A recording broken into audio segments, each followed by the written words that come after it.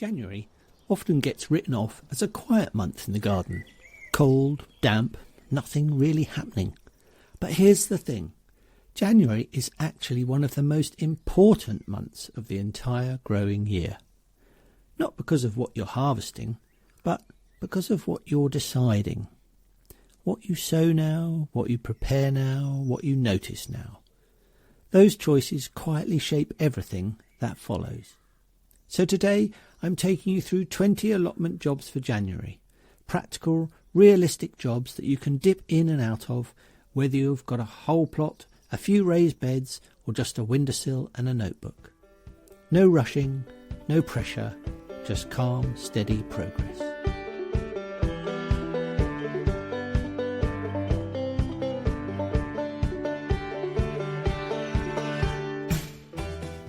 Hello and welcome back to the VeggiePlot Podcast. Tips, tales and inspiration from the garden.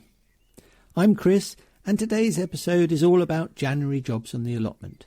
The kind of jobs that set the tone for the whole year ahead without asking too much of you in the depths of winter. There's no guest today, just you and me, having a steady wander through the plot, talking through what can be done now, what's worth doing and what can absolutely wait. If you're feeling keen, this episode will give you plenty to get stuck into. But if you're feeling tired and overwhelmed after Christmas and the New Year, or fed up just with the weather, that's fine too. You'll still come away with a plan. Right, let's start exactly where every growing year really begins. So the first on my list is for checking your seed stocks.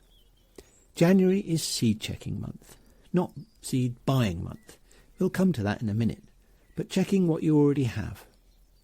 I like to tip everything onto a table. Old tins, shoe boxes, drawers, envelopes stuffed with half-used packets. It always looks chaotic for 5 minutes and then suddenly it makes sense again. Check dates, but don't panic about them. Some seeds, like parsnips, really do want to be fresh, but others, like brassicas, will often germinate perfectly well a year or two beyond their date if they've been stored properly.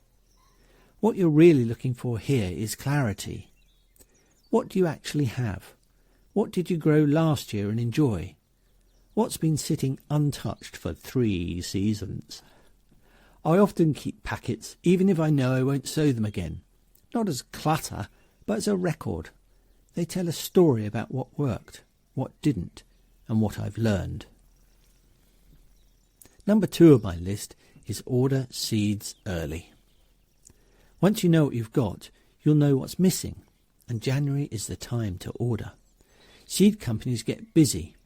Popular varieties sell out, deliveries slow down, and suddenly it's March and you're making panicked substitutions.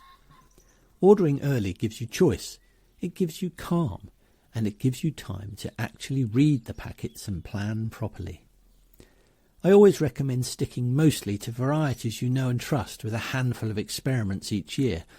Too many new things at once sounds exciting, but it's surprisingly stressful when everything behaves differently.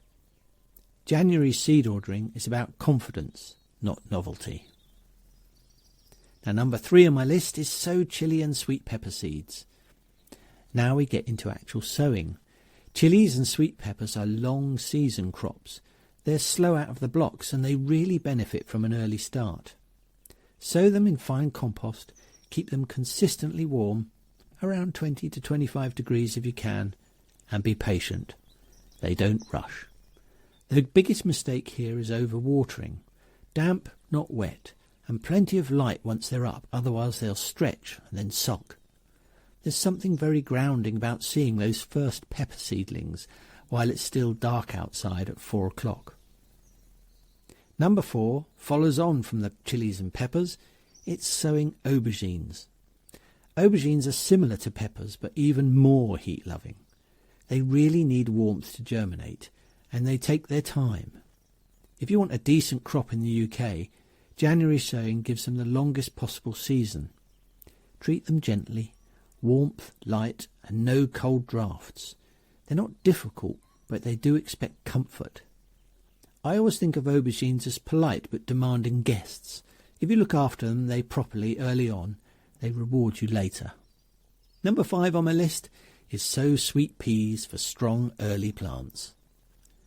Sweet peas in January might feel early, but it's one of the best things you can do. Sown now, kept cool and bright, they form strong root systems and sturdy plants that don't flop at the first hint of spring warmth. Use deep pots or root trainers if you have them, and once they're up, don't mollycoddle them with too much heat. Cool conditions make tougher plants. By the time many people are sowing in March, yours will already be established and ready to romp away. Number 6 is chit your first early potatoes. Chitting potatoes is one of those quiet, hopeful jobs. Set your seed potatoes out in trays or egg boxes, eyes facing upwards, somewhere cool and light but frost-free. You're not forcing them, you're just encouraging short, sturdy shoots. By the time the soil warms up enough to plant, they'll already be awake and ready to go, which means earlier harvests and stronger plants. It's a small job, but it feels like progress. Number 7 is winter prune your apple and pear trees. If the weather's dry and not freezing, January is ideal for pruning apples and pears. With the leaves gone, you can actually see the structure. Crossing branches, congested centres and weak growth, it all becomes obvious. The aim here is light air and balance. You're shaping the tree for health and fruiting, not hacking it back for the sake of it. Take your time. Step back often and remember, you can always take more off, but you can't put it back on. Number 8 is buy and plant bare root fruit trees. January is prime bare root season. Bare root trees are cheaper, establish well, and often outgrow containerised trees in the long run. Choose varieties suited to your space and your soil. Plant them carefully, firm them in well and water if the ground is dry. You're not planting for this year, you're planting for years to come. Number 9 is buy and plant bare root fruit bushes. The same applies to fruit bushes, currants, gooseberries and raspberries. Plant them while they're dormant and they'll settle in without stress. Think about spacing, airflow and future pruning. A bush that's planted well now is much easier to manage later. Number 10 is prepare your no-dig beds or do some light winter digging. If you're no-dig, January is about topping beds with compost and letting worms do the work. If you dig, keep it light. Don't work waterlogged soil. That does more harm than good. Either way, preparation now means less scrambling in spring. Number 11 is clean and disinfect pots, trays and tools. Not glamorous, but effective. Old compost, algae and dirt harbour problems you don't want next season. A bucket of warm water, a brush and a bit of disinfectant goes a long way. It's one of those jobs you'll thank yourself for later. Number 12, repair and tidy the greenhouse or polytunnel.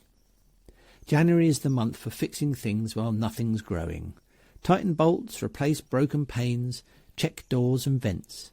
A tidy greenhouse in January is a joy in February. Mulch fruit trees and perennial beds. This is number 13. Mulching now protects soil, feeds microbes and locks in moisture. Keep mulch away from trunks to avoid rot. Think of it as a blanket, not a suffocating one, but just enough to keep things comfortable. Number 14 is forcing rhubarb for early stems. If you grow rhubarb, January is the time to force a crown. Cover it with a pot or forcing jar, keep the light out and let it grow. You'll get tender, early stems weeks ahead of the usual season. It feels like cheating, but in a good way. I've done this for a number of years now, and the stems are bright pink, sweet and beautiful. It's really worth doing. Number 15 is starting your onion seeds. January sown onions grow slowly, steadily, and often outperform sets in the long run. Sow thinly, keep them cool and bright, and don't rush them. Strong seedlings now mean better bulbs later. Number 16 is check stored crops. Now is the time to check stored potatoes, onions, squash and apples. Remove anything going soft or mouldy. One bad apple really can spoil the rest. Number 17 on the list is planning your crop rotation. Now January is a perfect time for planning, definitely not the right time for digging. So use the time now to plan out how you're going to rotate your crops into different beds to reduce pest and disease build-up in 2026. Even a simple rotation plan is better than none. I like to write it down, and then I know that in the future, next year, everything will go to plan. Number 18 is have a go at growing microgreens.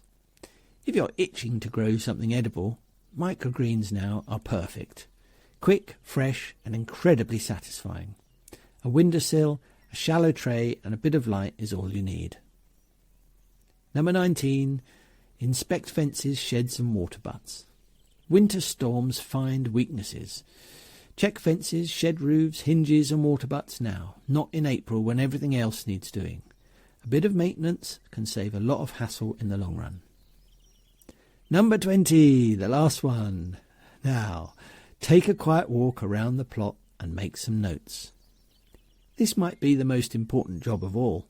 No tools, no agenda, just a walk.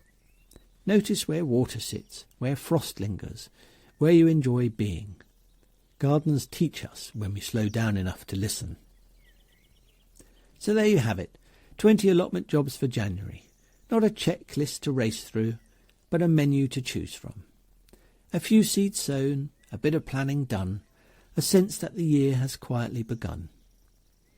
If you've enjoyed this episode, please consider subscribing.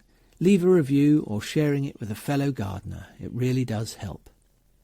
And for more growing advice, seasonal tips and resources, please pop over to my website, VeggiePlot.uk. This has been Chris at the VeggiePlot Podcast, tips, tales and inspiration from the garden. Thank you for listening and for being part of the growing VeggiePlot community. Wishing you a peaceful start to the new year. Happy growing and bye for now.